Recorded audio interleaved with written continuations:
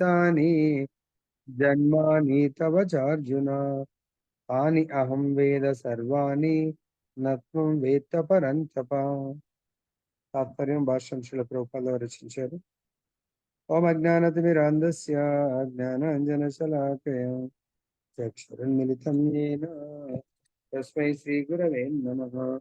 నమో విష్ణుపాదాయ కృష్ణప్రేష్టాయ భూతలే నతే భక్తి వేదాంత స్వామినిధి నామినే నామసే సరస్వతీ దేవీం గౌరవాణి ప్రచారిణి నిర్విశేష శూన్యవాది పాశ్చాత్యాదేశధారిణి.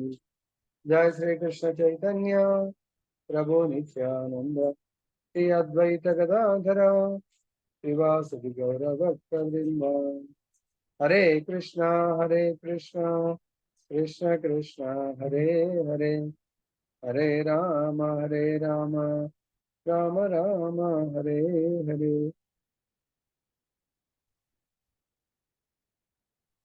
కేవలం గ్రంథరాశ్రమం భగవద్గీత గీత సమావేత భక్తులకి ఈరోజు మనం తెలుసుకోబోయే అంశము జీవులకు మరియు భగవానునికి మధ్య గల భేదాన్ని తెలుసు. తాత్పర్యం శ్రీ ప్రభుపాద రచించారు. దేవదేవుడు పలికెను, ఓ పరంతప, నీకును మరియు నాకును పలు జన్మములు గడిచినవి, అవన్నీను నాకు జ్ఞప్తి అందున్నవి, కానీ నీవు వానిని జ్ఞప్తి అందించుకొనజాలవు. ఇది భగవంతుడు అర్జునుడు అడిగిన ప్రశ్నకు సమాధానం ఇస్తున్నాడు. అర్జునుడు ఏమని ప్రశ్నించాడంటే, సూర్యదేవుడు అయినటువంటి వివస్వానుడికి భగవద్గీత ఈ జన్మ కంటే ముందే బోధించానని చెప్పారు.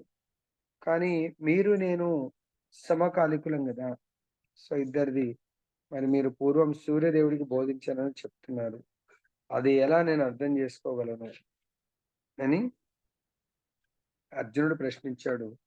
దానికి భగవంతుడు సమాధానం చెప్తున్నాడు, ఓ పరంతప. పరంతప అంటే శత్రువులను జయించువాడా. ఇంతకు ముందు కూడా చాలా సార్లు మనం అర్జునుడి యొక్క గుణగణాలను భగవంతుడు సమయానుకూలంగా చెప్తా ఉన్నాడు. అర్జునుడు భౌతికమైనటువంటి శత్రువులను జయించగలడు. అదేవిధంగా తన లోపల ఉన్నటువంటి భౌతికం అంటే ఇతర శరీరాలు, అంటే శత్రువులు రెండు రకాలు. ఒకటేమో మన లోపల ఉండేటువంటి 6 రకాల శత్రువులు, రెండు ఇతర దేహాలు. మన దేహంలో ఉండే శత్రువులు, ఇతర దేహాలు. ఆత్మ ఎప్పుడు కూడా శత్రువు కాదు, ఇతర దేహాలు. ఎందుకు ప్రభుజీ దేహము శత్రువు అని మీరు అనుకోవచ్చు. అంటే ఆ దేహము వివిధ రకాలైనటువంటి గుణాలతో కూడుకొని ఉంటుంది. ఆత్మ గుణాతీతం. కాబట్టి ప్రతి శత్రువు అన్నప్పుడు దేహాల మధ్యనే శత్రుత్వం ఉంటుంది, కానీ ఆత్మల మధ్య శత్రుత్వం ఉండదు. ఆత్మ పరమాత్మ మధ్య శత్రుత్వం ఉండదు. ఎందుకు ఈ దేహాలంటే, దేహాలు మన పాస్ట్ కర్మ, సంచిత కర్మ, లాస్ట్ లైఫ్, అంతకుముందు లైఫ్ అలా పూర్వ జన్మల కారణంగా మనము తామసిక, రాజసిక లేదా మిక్స్డ్ గుణాలతో కూడుకున్నటువంటి శరీరము. అదేవిధంగా మనకు రుణానుబంధాలతో కూడుకున్నటువంటి శరీరం వల్ల మనం ఇతరులతో శత్రుత్వాన్ని మనం పెంచుకుంటాము. ఆ శత్రుత్వాన్ని తీర్చుకోవడానికి కర్మలు చేస్తూ ఉంటాం. కాబట్టి భగవంతుడు అర్జునుని ఏమని సంబోధిస్తున్నాడంటే, ఓ పరంతప, శత్రువులను అణుచువాడా. అంటే ఇతర దేహాలతో కూడుకున్నటువంటి శత్రువుల్ని అణచగలడు. ప్లస్ తన లోపల ఉన్నటువంటి కామ, క్రోధ, మోహ, లోభ, మద, మాత్సర్యం, ఈ విధమైనటువంటి 6 రకాల శత్రువుల్ని కూడా అణచగల శక్తిమంతుడు అర్జునుడు. కాబట్టి ఓ పరంతప అన్నాడు. ఇప్పుడు ఎవరైతే భగవంతుడి ద్వారా భగవద్గీతను వింటున్నారో వాళ్ళందరూ కూడా అర్జునుడి అడుగుజాడలో నడవాలి. అంటే అర్జునుడు ఏ విధంగా శత్రువులను అణుచువాడో భగవద్గీత అటువంటి భక్తులకు మాత్రమే భగవంతుడు ఆ బోధించాడు. లేకుంటే వాళ్ళే దాని యొక్క సంపూర్ణ లాభాన్ని పొందగలరు. కాబట్టి మనం కూడా శత్రువులను, బాహ్య ప్రపంచంలో ఎవరు శత్రువులు ఉండకూడదు, ఉన్న వాళ్ళని మిత్రులుగా మార్చుకోవాలి. మన లోపల ఉన్నటువంటి శత్రువులను కూడా అణిచివేయాలి. దీని మీనింగ్ అదే అన్నట్టు. అక్కడ ఇంకేమంటున్నారంటే, నీకును మరియు నాకును. భగవంతుడు చెప్తున్నాడు, అర్జున నీకు మరియు నాకు పూర్వము ఎన్నో జన్మలు గడిచాయి. అవన్నీ నాకు గుర్తున్నాయి. అంటే జ్ఞప్తి యందున్నవి. కానీ వాటిని నువ్వు జ్ఞప్తి యందు ఉంచుకొనజాలవు. అంటే నువ్వు గుర్తుపెట్టుకోలేకపోయినావు. ఎందుకు? భగవంతుడు ఎందుకనేది భాష్యంలో చెప్తాడు. అది మనం విందాం. భాష్యం శ్రీల ప్రభుపాదుల వారు రచించారు. శ్రీకృష్ణ భగవానుని అనేక అనేక అవతారములను గూర్చిన సమాచారం బ్రహ్మ సంహిత 5.33 యందు మనకు లభిస్తుంది. బ్రహ్మ సంహిత ఆథెంటిక్ అన్నట్టు. ఎందుకంటే బ్రహ్మ ఈ సృష్టిలో మొదటి జీవి. సో, కాబట్టి బ్రహ్మ ఈ సృష్టి రచన చేయడంతో పాటు మనందరికీ చాలా ఇన్ఫర్మేషన్, ఎట్లయితే మనం గూగుల్‌లో చాలా ఏది కొట్టినా గూడా మనకు ఇన్ఫర్మేషన్ వస్తా ఉంది. అలానే బ్రహ్మ మనకు బ్రహ్మ సంహితలో భగవంతుడి గురించి ఇన్ఫర్మేషన్ ఇచ్చాడు. తర్వాత భాగవతంలో వేదవ్యాసుల వారు ఇచ్చారు. భగవద్గీతలో కృష్ణుడు భగవంతుడే ఇచ్చాడు. వేదాలు వేదవ్యాసుల వారు దానిలో గూడా భగవంతుడి గురించి, వివిధ రకాల దేవతల గురించి మనకు చాలా సమాచారాన్ని ఇవ్వడం జరిగింది. బ్రహ్మ సంహితలో చూద్దాం. అద్వైతమచ్యుతమనాదిమనంత రూపం ఆద్యం పురాణ పురుషం నవయౌవనం చ వేదేషు దుర్లభమదుర్లభమాత్మ భక్తౌ గోవిందమాది పురుషం తమహం భజామి. భగవంతుడి యొక్క గుణగణాలను బ్రహ్మ సమితిలో బ్రహ్మదేవుడు బోధిస్తున్నాడు. భగవంతుడు అద్వితీయుడు, అచ్యుతుడు, అనాదియును అగు దేవాది దేవుడైన గోవిందుని శ్రీకృష్ణుడు నేను భజింతును. భగవంతుడు అద్వితీయుడు, అచ్యుతుడు, అనాది. అతడు అనంత రూపములుగా వ్యాప్తి నొందినను, పురాణ పురుషునిగా నిత్య యవ్వనంతో అలరారు వానిగా భాషించును. భగవంతుడు అనంత రూపాలు, అంటే అంతము లేనటువంటి రూపాలను భగవంతుడు వ్యాప్తి చెందగలడు. అద్వైతం, అచ్యుతం, అనాది అనంత రూపం వ్యాప్తి చెందినా కూడా పురాణ పురుషునిగా అట్ ది సేమ్ టైం నిత్య యవ్వనంతో. సపోజ్ మనమే ఉన్నాం, మనకు భగవంతుడికి తేడా ఏంటి? మనం అనంత రూపాల్లో విస్తరించలేము. మనం అచ్యుతులం కాదు, చ్యుతులం. అచ్యుతుడు తన పొజిషన్ ఎప్పటికీ సుప్రీం అలానే ఉంటుంది. అదే మన విషయంలో అయితే ఈ సంవత్సరం ధనవంతుల్లో చూద్దాం. ఒక సంవత్సరం ఒకరుండొచ్చు, నెక్స్ట్ సంవత్సరం ఇంకొకరుండొచ్చు. బలవంతులు ఒక సంవత్సరం మిస్టర్ వరల్డ్ ఒకరుండొచ్చు, నెక్స్ట్ ఇయర్ ఇంకొకరుండొచ్చు. తర్వాత బ్యూటీ తీసుకుంటే ఒక సంవత్సరం ఒకరుండొచ్చు, నెక్స్ట్ ఇయర్ ఇంకొకరుండొచ్చు. ఆ విధంగా ఎన్నో రకాలుగా మనం తీసుకుంటే మన లోపల మార్పు అనేది ఉంటుంది. అదే విధంగా భగవంతుడి లోపల మార్పు రహితం. అదేవిధంగా మనము ఏజ్ పెరుగుతా ఉన్న కొద్దీ మన శరీరము క్షీణిస్తా ఉంటుంది. భగవంతుడికి కాలము అతని యొక్క శరీరంపై ప్రభావం చూపదు. ఎందుకంటే భగవంతుడు కాలాతీతుడు, గుణాతీతుడు. భగవత్ శరీరం కూడా సచ్చితానందము. మన శరీరము సచ్చితానందం కాదు. మన శరీరము 6 రకాల మార్పులతో కూడుకున్నటువంటిది.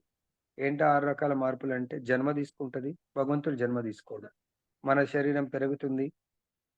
అదే విధంగా కొంత నిలకడ ఉంటుంది. తర్వాత ఈ శరీరము ఇంకొక శరీరానికి ఆహ్, జన్మనిస్తుంది. తర్వాత క్షీణిస్తుంది, నశిస్తుంది. భగవంతుడి ఈ మార్పులోపు గురికాడు భగవంతుడు. నిత్య యవ్వనులాగా ఉంటుంది.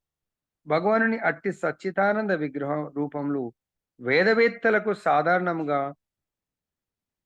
దుర్లభములైనను శుద్ధ భక్తులకు మాత్రం అవి స్వయంగా ప్రకటితమగుచుండును.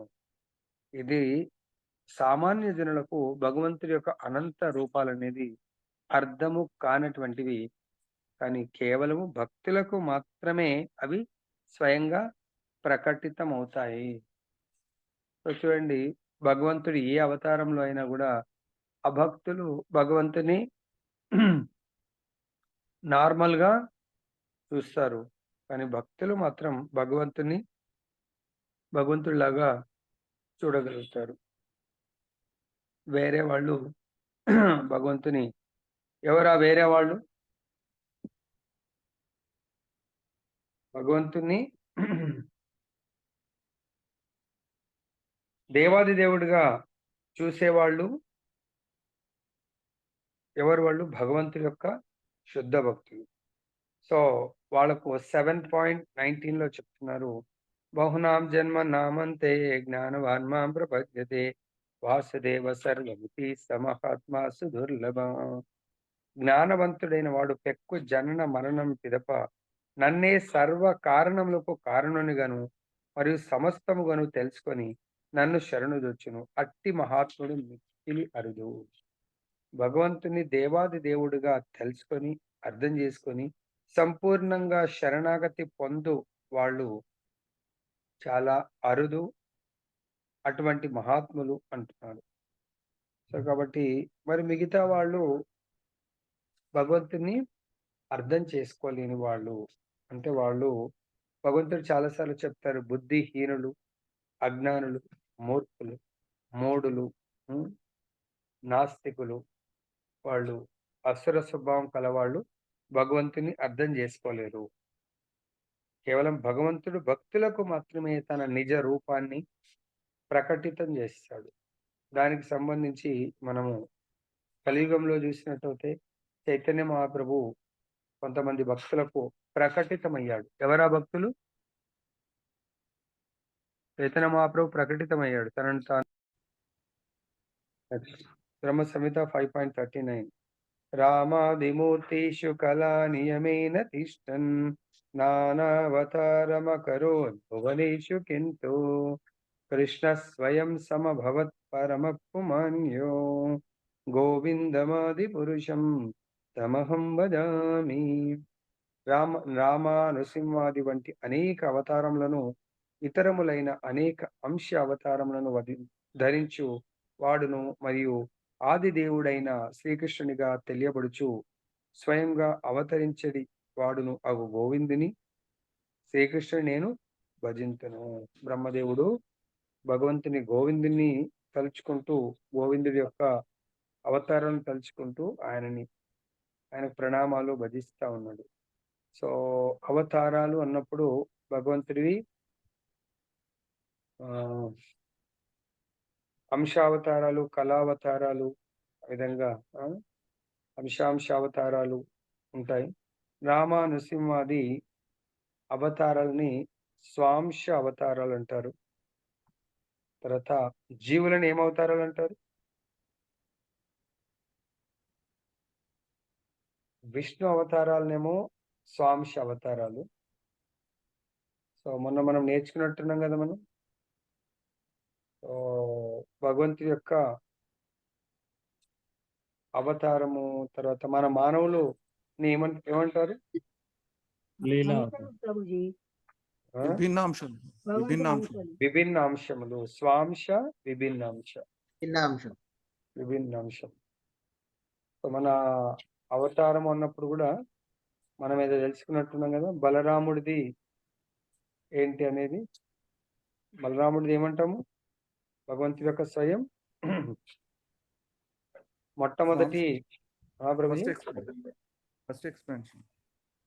భగవంతుడి యొక్క ఇమ్మీడియట్ గా విస్తరణ బలరాముడు లేదా బలదేవుడు. ఓకే, బలరాముడు లేదా బలదేవుడి నుంచి మిగతా అవతారాలని రావడం జరుగుతుంది. ఓకే, వారికి నేను ప్రణామాలు అర్పిస్తున్నాను బ్రహ్మదేవుడు చెప్తున్నాడు. అనేక అంశావతారాలు, కళావతారాలు ఉంటాయి. భగవానుడు అద్వితీయుడని తెలియబడిన అనేక రూపములతో అవతరించుండని వేదములందు తెలుపబడింది. అతడు అనేక రంగులను మార్చినను వాస్తవనకు మార్పు రహితంగా నుండు వైడూర్యమణితో అతన్ని పోల్చవచ్చు. బహుళములైన ఆ రూపములన్నింటినీ శుద్ధ భక్తులు మాత్రమే అవగతము చేసుకుందరు. కేవలం వేదాధ్యయనం చేయి అవి అవగతము కావు. వేదేషు దుర్లభమదుర్లభమాత్మ భక్తం. అంటే ఇక్కడ ఏం చెప్తున్నాడు? చాలా మంది వేద పారాయణం చేస్తారు. కేవలం పారాయణం చేసినంత మాత్రాన, అధ్యయనం చేసినంత మాత్రాన ఆ రూపాలన్నీ కూడా ప్రకటితము కావు. కేవలము శుద్ధ భక్తులు మాత్రమే ఆ రూపాలన్నిటిని అర్థం చేసుకోగలుగుతారంటున్నారు. అర్జునుని వంటి భక్తులు శ్రీకృష్ణ భగవానుని నిత్య సహచరులు. భగవానుడు ఎప్పుడు అవతరించినను వివిధ స్థాయిల్లో అతన్ని సేవించుటకై ఆ నిత్య సహచరులైన భక్తులు అవతరించరు. సో, భగవంతుడు ఎన్నో రూపాలుగా అవతరిస్తా ఉంటాడు. ఆ ప్రతి అవతారంలో గూడా ఖచ్చితంగా తన శుద్ధ భక్తులు తన వెంట వస్తా ఉంటారు. లైక్ ఎగ్జాంపుల్, ఒక chief minister of the state or prime minister of the country ఎక్కడికైనా వెళ్తుంటే ఏదైనా స్టేట్‌కు పర్యటనకో, ఆయనతో పాటు కొంత ఇంపార్టెంట్ వ్యక్తులందరూ వెళ్తా ఉంటారు. వాళ్ళ పీఎస్, స్పెషల్‌గా సెక్యూరిటీ వాళ్ళు, పర్సనల్ సెక్యూరిటీ, వీళ్ళందరూ గూడా మార్బలం అంతా గూడా వెళ్తా ఉంటారు. స్పెషల్‌గా ఇంకా తీసుకుంటే అమెరికన్ ప్రెసిడెంట్ ఏ కంట్రీకి వెళ్ళినా గూడా ఆయన పర్సనల్ సెక్యూరిటీ వేరే ఉంటది. ఆయన ఫ్లైట్స్ వేరే ఉంటాయి. సో, మొత్తం ఆ ఏరియా అంతా గూడా ఆ సెక్యూరిటీ వాళ్ళు, సో, అంతా గూడా ఆయన పర్సనల్ సిబ్బందంతా గూడా ఆయనతో పాటు ట్రావెల్ చేస్తా ఉంటారు. సో, ఆఫ్టర్ ఆల్ ఈ భౌతిక ప్రపంచంలో ఒక చిన్న కంట్రీ యొక్క దేశాధ్యక్షుడే వెళ్తున్నప్పుడు, అలా తన పర్సనల్ సిబ్బంది వెళ్తా ఉంటే, భగవంతుడు అఖిలాండ కోటి బ్రహ్మాండ నాయకుడు, భగవంతుడు స్వయంగా ఒక బ్రహ్మాండంలో, ఒక లోకంలో అవతరిస్తున్నారు అంటే, మరి ఇంకా ఆయన యొక్క పర్సనల్ సిబ్బంది అంటే భక్తులు తప్పకుండా ఆ లీలలో పాల్గొనడానికి వెళ్తారని మనకిక్కడ బ్రహ్మదేవుడి ద్వారా తెలియపరుస్తున్నారు. అర్జునుడి వంటి భక్తులు శ్రీకృష్ణ భగవానుని నిత్య సహచరులు. భగవానుడు ఎప్పుడు అవతరించినను వివిధ స్థాయిలలో అతనిని సేవించుట ఆ నిత్య సహచరులైన భక్తులను అవతరింతురు. అర్జునుడు అట్టి భక్తుల్లో ఒకడు. కొన్ని లక్షల సంవత్సరములకు పూర్వము శ్రీకృష్ణ భగవానుడు సూర్యదేవుడైన విభస్వానునకు గీతా జ్ఞానమును బోధించినప్పుడు అర్జునుడు కూడా తన స్థాయిలో మరొక రూపంలో భగవానుని చెంతనే నిలిచి ఉన్నాడని ఈ శ్లోకం ద్వారా మనకు తెలియచున్నది. కానీ అర్జునుడు మరియు భగవానునికి నడుమ భేదమేమనగా, భగవానుడు ఆ విషయమును గుర్తుంచుకొనెను. అర్జునుడు అట్లు గుర్తుంచుకొనుట సమర్థుడు కాకుండెను. సో, ఇక్కడ మనం తెలుసుకోవచ్చు. భగవంతుడు అందుగురించే సూర్య భగవానుడికి మీరు బోధించారు అంటున్నారు గదా! అంటే అవును బోధించాను. అప్పుడు గూడా నువ్వున్నావు ఆయనకు బోధిస్తున్నప్పుడు. కాకపోతే ఆ విషయాన్ని నువ్వు మర్చిపోయావు. ఎందుకంటే నువ్వు శరీరం వదిలేయంగానే నీ యొక్క ఆ జన్మకు సంబంధించినటువంటి జ్ఞాపకశక్తి మొత్తం మర్చిపోతారు. ఎందుకంటే శరీరం మారుస్తాం. కానీ భగవంతుడు శరీరం మార్చడు. యాజ్ ఇట్ ఈస్ అదే దేహంతో భగవంతుడు వెళ్ళిపోతా ఉంటాడు. ఈవెన్ విస్తరణ అంటే ప్రతి స్వాంశ భగవంతుడి యొక్క అవతారాలన్నీ గూడా ఆయన వేరే దేహాలు, ఈ త్రిగుణాలకు సంబంధించినటువంటి దేహాన్ని తీసుకొని భగవంతుడు రాడు. త్రిగుణాతీతమైనటువంటి సచ్చిదానందమైనటువంటి దేహాన్ని మాత్రమే తీసుకుంటాడు భగవంతుడు. తన దేహంతోనే రావడం జరుగుతుంది. ఈవెన్ కృష్ణ భగవానుడు అవతరించినప్పుడు భగవంతుడు దేవకి ముందు చతుర్భుజ నారాయణులాగా దర్శనమిస్తుంది.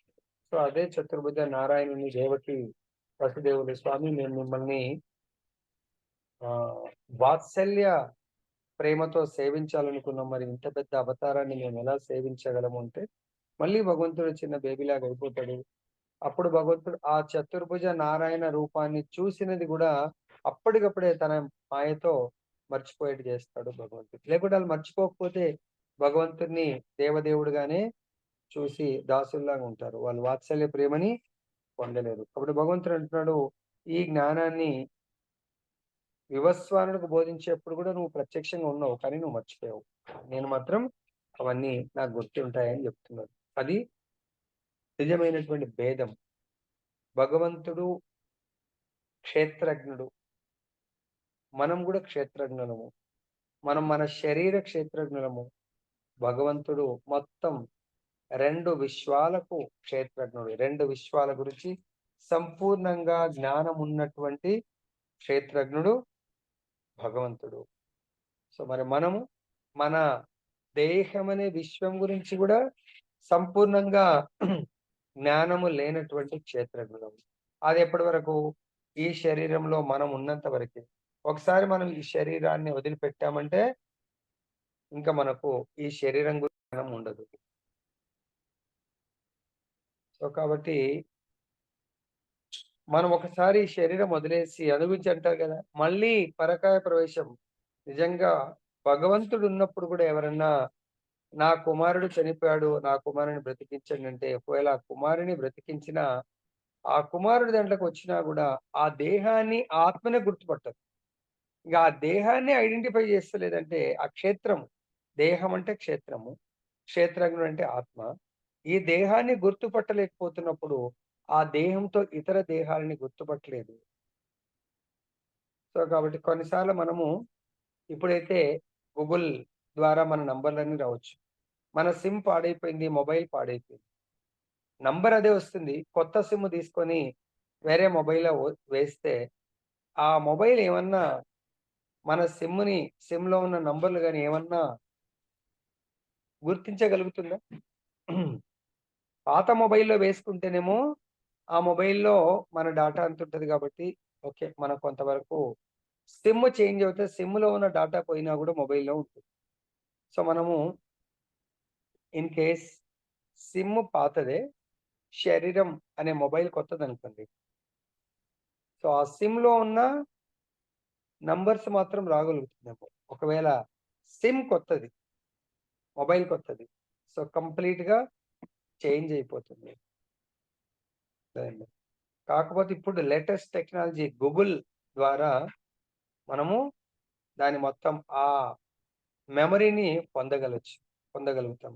ఆ గూగుల్ ద్వారా పొందే పద్ధతే గీతా జ్ఞానం. భగవంతుడి యొక్క గూగుల్ అంటే అది మనకు మామూలు నాలెడ్జ్‌కు అతీతం.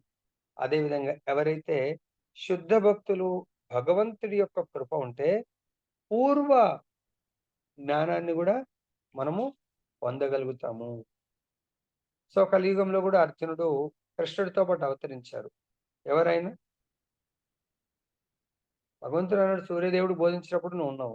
కలియుగంలో గూడా భగవంతుడొచ్చాడు గాబట్టి, భగవంతుడితో పాటు భగవంతుడి లీలలో అర్జునుడున్నాడు. ఎవరు? ఆయన ఏ రూపంలో?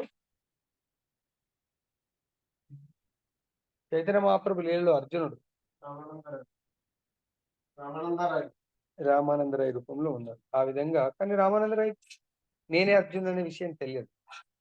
చైతన్య మహాప్రభుకి తెలుసు. ఆ విషయం అంతా గూడా. ఓకే. ఇది భగవంతుడికి మనకు ఇంకా తేడా ముందు ముందు చూద్దాం ఇంకా. ఇదియే అంశలైన జీవులకును మరియు భగవానునికి నడమగల భేదము. ఇక్కడ అర్జునుడు శత్రువులను అణచగల గొప్ప యోధునిగా పరంతపగా సంబోధింపబడినను, తమ పూర్వ జన్మలో జరిగిన విషయములను జ్ఞప్తికి తెచ్చుకోలేకున్నాడు. కనుక జీవుడు లౌకిక పరిగణన అనుసరించి ఎంతటి గొప్పవాడైనను, జీవుడు పరమ పురుషునికి సమానుడు కాజాలడు.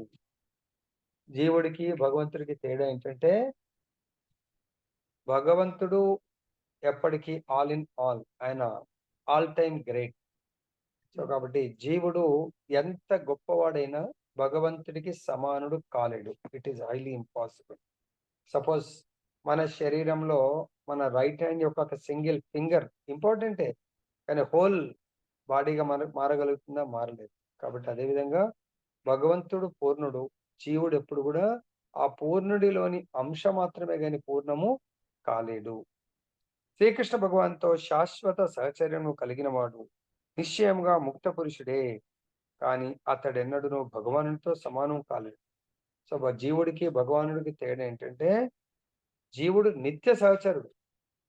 నేను చెప్పినట్టుగా ఈ శరీరం యొక్క రైట్ హ్యాండ్ ఫింగర్ అనుకోండి, కాలు యొక్క లెఫ్ట్ లెగ్ యొక్క స్మాల్ ఫింగర్ అనుకోండి. అది ఈ దేహంలో ఒక భాగం. ఇది దేర్ ఈస్ నో డౌట్. కానీ మొత్తం దేహంగా మారలేదు ఆ చిన్న ఫింగర్. అదేవిధంగా మనం గూడా ఒక అంశ మాత్రమే. ఆత్మ రూపంలో ఒక అంశ. శాశ్వతంగా ఉంటాం. ఈ శరీరం ఉన్నంత కాలం ఆ లిటిల్ ఫింగర్ మనతో పాటు ఉంటుంది. కానీ పూర్ణము కాలేదు. అదేవిధంగా ముక్త పురుషులు భగవంతుడి యొక్క శాశ్వత సాహచర్యంని కలిగి ఉంటారు. బద్ధ జీవులు కలిగి ఉండలేరు. బద్ధ జీవులేంటంటే, బద్ధ శరీరాన్ని తీసుకొని భగవంతుడికి దూరంగా జీవించాల్సి ఉంటుంది. అదే ముక్త పురుషులు ప్రతి జన్మలో గూడా ఐదర్ ఆధ్యాత్మిక ప్రపంచంలో భగవంతుడితోనే ఉంటారు. భౌతిక ప్రపంచంలో భగవంతుడు ఎప్పుడు లీల జేయడానికి వచ్చిన ప్రతి లీలల ఎన్నో అనంతమైనటువంటి బ్రహ్మాండాలలో ఒకేసారి భగవంతుడు అనంతమైన లీలలు చేస్తా ఉంటారు. కాబట్టి అనంతమైన లీలలో జీవులు ముక్త పురుషులు ఎక్కడో ఒక దగ్గర భగవద్ లీలలో పాల్గొంటూ ఉంటారు. కానీ అతడెన్నడు భగవంతుతో సమానుడు కాలేడు. కాబట్టి ఇది సమానుడు కాలేడు అనేది మనకు నామాపరాధాల్లో ఎన్నవ నామాపరాధము? రెండవ నామాపరాధం గురించి. ఏంటి మాత్రమే నామాపరాధం? శివుడు, బ్రహ్మ మొదలగు వారు విష్ణువుతో సమానులని గాని స్వతంత్రులను గాని భావించలేదు. ఒక్కొక్కప్పుడు కొందరు నాస్తికులు ఇతర దేవతలైన దేవాది దేవుడైన విష్ణుతో సమానులని వాదించుతారు. హరే కృష్ణ. కాబట్టి ఈవెన్ శివుడు, బ్రహ్మ వీళ్ళే భగవంతుడితో సమానం కాదు, స్వతంత్రుడు కాదు. అటువంటిది ఇంకా ఇతర దేవతల గురించి మనము చెప్పే అవసరం లేదు అని చెప్పేసి చెప్తారు. వాళ్ళందరూ కూడా భగవంతుడితో సమానము కాలేరు. చాలా మంది ఇంత విన్నా సమానంగా ట్రీట్ చేస్తూ భగవంతుడితో ఈక్వల్ గా వర్షిప్ చేస్తా ఉన్నారు. మరి అది ఎలా నాకు అర్థం కాదు. మరి వాళ్ళకు అర్థమవుతుందా లేదా అనేది దీన్ని బట్టి ఇక్కడ జీవుడు జీవతత్వమైనటువంటి బ్రహ్మ, ఓకే, జీవతత్వానికి మళ్ళీ పరమాత్మ తత్వానికి భగవత్ తత్వానికి మధ్యలో ఉంటారు శివుడు. వీళ్ళందరూ ఈక్వల్ గా మనము సమానంగా పెట్టి వర్షిప్ చేస్తా ఉన్నాం. ఇక్కడనేమో ఎప్పుడు వాళ్ళు సమానము కాదు అంటున్నారు. మరి ఎలా దీన్ని ఎవరన్నా సమానంగా పెట్టి వర్షిప్ చేస్తారు కాబట్టి. తర్వాత బ్రహ్మ సంహిత 5.33 యందు శ్రీకృష్ణుడు అచ్యుతునిగా వర్ణింపబడెను. భౌతిక ప్రకృతి సంపర్కం నందున్నప్పటికీ అతడు తన దివ్యత్వమును విస్మరింపడు కనుక జీవుడు అర్జునుని వంటి ముక్త పురుషుడైనను అన్ని విషయంలో భగవానుతో సమానుడు కాజాలడు. సో ఇప్పుడు జీవుడు అర్జునుడు వంటి ముక్త పురుషుడు, దేవతల్లోకెల్లా దేవతల్నే సృష్టించినటువంటి బ్రహ్మనే భగవంతుడితో సమానము కాలేడు అంటున్నాడు. మరి అటువంటిది రాధాకృష్ణుల పక్కన పెట్టి వేరే జీవులని జీవతత్వానికి కొంచెం ఉన్నతంగా ఉన్నటువంటి దేవతలను కూడా సమానంగా పెట్టి పూజ చేయొచ్చా అనేది నా డౌట్. చేయొచ్చంటారా? అర్జునుడు భగవానుని భక్తుడైనను కొన్ని మార్లు భగవానుని స్థితిని అతడు విస్మరించును.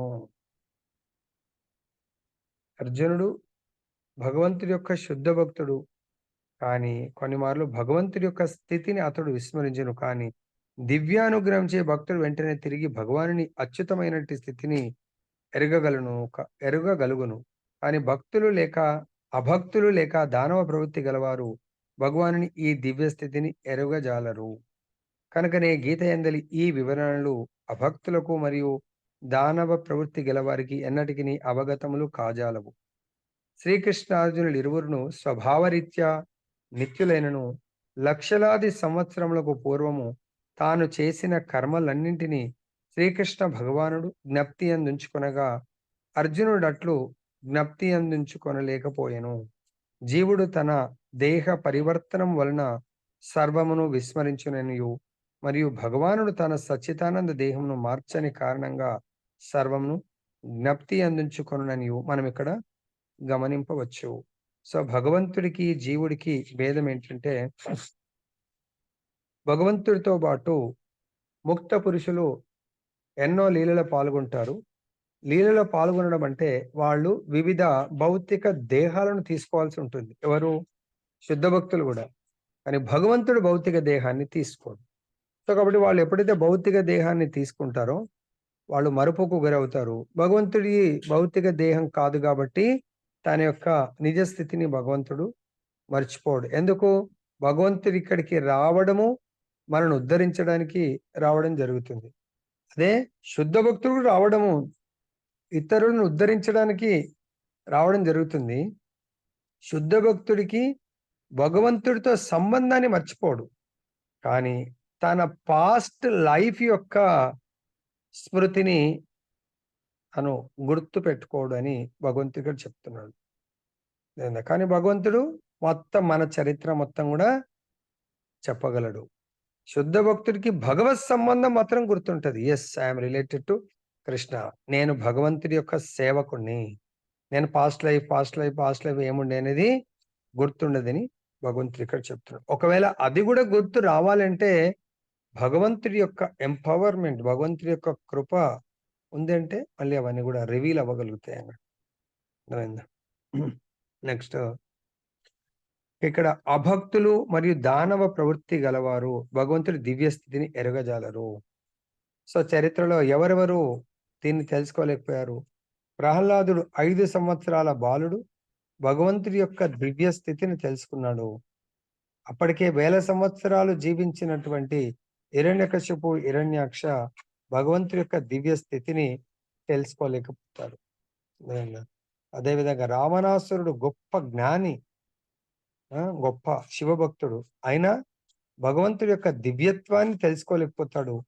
అదే విభీషణుడు భగవంతుడి యొక్క దివ్యత్వాన్ని తెలుసుకోగలడు. ఎందుకు? ఆయన భగవంతుడి యొక్క పరమ భక్తుడు. పరమ భక్తులు మాత్రమే భగవంతుణ్ణి దేవాది దేవుడుగా చూడగలుగుతారు. అభక్తులు భగవంతుణ్ణి మానవ మాతృలాగా చూడగలుగుతారు. అదేవిధంగా మీరు ద్వాపర యుగంలో విదురుడు కౌరవ సభకు వచ్చినటువంటి భగవంతుని దేవాది దేవుడుగా చూస్తున్నాడు. అదే దుర్యోధనుడు వాళ్ళకంటే తక్కువగా, వీళ్ళు చక్రవర్తి సామ్రాట్లు, మామూలు భౌతిక క్యాలిక్యులేషన్తో కృష్ణుడు తర్వాత బలరాముడు వాళ్ళ రాజ్యం చాలా చిన్న రాజ్యం, అలా యాదవ రాజులుగా చూస్తా ఉన్నాడు తప్ప భగవంతుని దేవాది దేవుడుగా ధృతరాష్ట్రుడు చూడలేకపోతున్నాడు. గుడ్డివాడి కొడుకు కాబట్టి భగవంతుని అదే విజన్లో చూస్తున్నాడు. అక్కడ భగవంతుని దేవాది దేవునిగా భీష్ముడు చూస్తున్నాడు, విదురుడు చూస్తా ఉన్నాడు. ఈవెన్ ద్రోణుడు కూడా తెలుసు భగవంతుడు సాక్షాత్ దేవాది దేవుడు. ఎందుకు? వాళ్ళు భక్తులు కాబట్టి భగవంతుని దేవాది దేవుడుగా వాళ్ళు చూడగలుగుతున్నారు, వాళ్ళు తెలుసుకోగలుగుతున్నారు.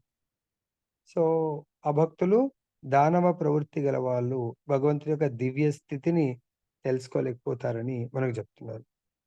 నెక్స్ట్ ఇక్కడ అతడు అద్వైతుడు, అతనికి మరియు అతని దేహంలో మధ్య భేదము లేదు. ద్వైత అంటే 2, అద్వైత అంటే 1. సో కాబట్టి ఇక్కడ భగవంతుడు అద్వైతుడు అంటే భగవంతుడి దేహానికి ఆత్మకు తేడా ఉండదు. అర్థమైందా? సో కాబట్టి భగవంతుడు ఎన్నెన్నో లీలలు ఏక సమయంలో ఆ అద్వైతం నుంచి ఎన్నో రూపాలు వస్తాయి.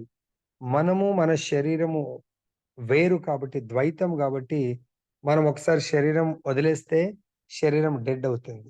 సో కాబట్టి ఈ శరీరం వదిలేసే రూపాలు మనం చేయలేము. కాబట్టి కోర్స్ కొన్ని సిద్ధులున్న వాళ్ళు కొంత శక్తి వల్ల చేయొచ్చు వాళ్ళు కొన్ని రూపాలని. ఇప్పుడు సపోజ్ దేవతలు ఇక్కడ దేవత రూపము నుంచి వదిలేసి ఇక్కడ జన్మ తీసుకొని మళ్ళీ దేవతలాగా తిరిగి వెళ్ళిపోతా ఉంటారు. ఆ పోస్ట్‌కి వెళ్ళిపోతా ఉంటారు. సో కొంతమంది లీలలో పాల్గొనడానికి వస్తారు. ఈవెన్ బ్రహ్మదేవుడు ఉన్నాడు. బ్రహ్మ మనకు తెలిసి ఏ లీలలో పాల్గొనడానికి వస్తాడు? ఎవరిలాగా వస్తాడు బ్రహ్మ? చైతన్య మహాప్రభు లీలలో బ్రహ్మ ఎవరు?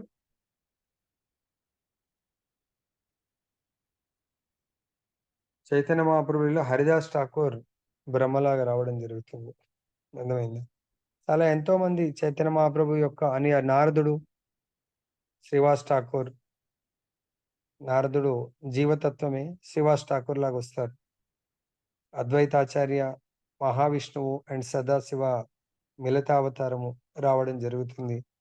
సో ఆ విధంగా భగవంతుడు అద్వైతుడు అంటే ద్వైతము కానటువంటిది ఒకటే అన్నట్టు. ఆయన శరీరము ఆత్మ వేరు కాదు. శరీరం కూడా సచ్చిదానందము, ఆత్మ కూడా సచ్చిదానందము. అతనికి సంబంధించిన ప్రతిదీను బ్రహ్మమే.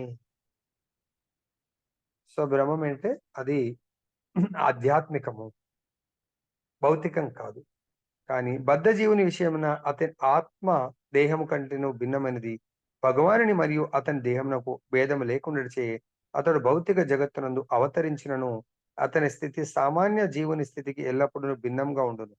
భగవానుని ఇట్టి దివ్య స్వభావమును దానవ ప్రవృత్తి గలవారు అవగతం చేసుకొనజాలరు. ఈ విషయంను భగవానుడే ఇంకా ముందు శ్లోకాల్లో వివరిస్తారు. కాబట్టి ఇందాక మనం చర్చించినట్టుగా భగవంతుడి దేహానికి తేడా లేదు. జీవుడి దేహము భిన్నము. భగవంతుడి దేహము సచ్చిదానందము, భగవంతుడి ఆత్మ సచ్చిదానందము. జీవుడు దేహము భౌతికము, జీవుడి యొక్క ఆత్మ సచ్చిదానందము. సో, కాబట్టి ఇక్కడ భగవంతుడికి, జీవుడికి ఆత్మ రూపంలో ఆహ్, గుణ రూపంలో సమానత్వం ఉంటుంది. పరిమాణ రూపంలో మనదేమో భౌతిక దేహం కాబట్టి సూక్ష్మంగా ఉంటుంది. అది హ్మ్.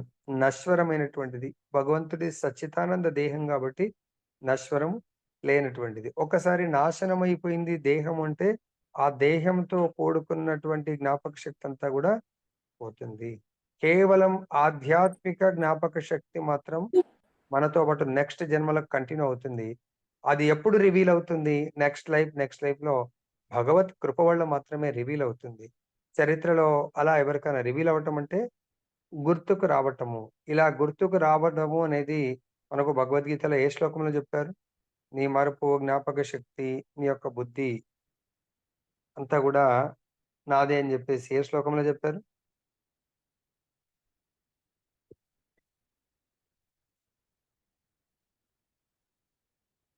హరే కృష్ణ. 15.15. 15.15 చెప్పండి. గుర్తుపెట్టుకోండి. మన పిల్లలందరూ అంతే. ప్రభుజీ మీ పాప, మీ బాబు ఎన్ని మాలలు ప్రభు ఒక్క మాల మాత్రం మెయింటైన్ జేస్తారు ప్రభుజీ.